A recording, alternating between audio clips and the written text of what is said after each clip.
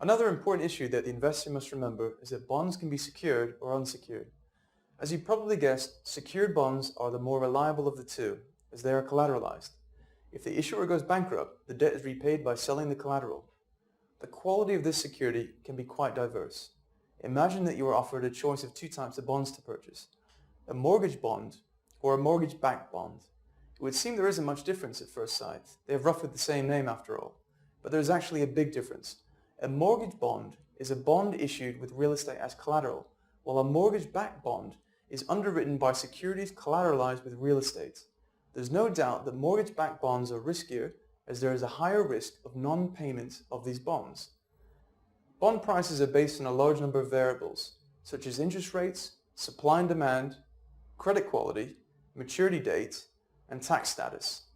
Certain bonds enjoy tax benefits in various countries, and these bonds can cost more.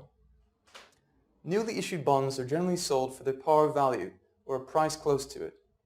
The prices of bonds traded on the secondary market react to changes in interest rates and are subject to fluctuation. If the price of a bond exceeds the par value, then it is called a premium bond. If the price is lower than the par value, then it is called a discounted bond. Now let's try to solve a logic problem. There is a bond with a security with a fixed yield and guaranteed payment of this yield. If stock prices go up, the market shows stability. What do you think will happen to the bonds? Right, their prices will begin to decline. And if a period of falling stock prices occurs, investors begin to seek out more stable instruments, and bond prices rise correspondingly.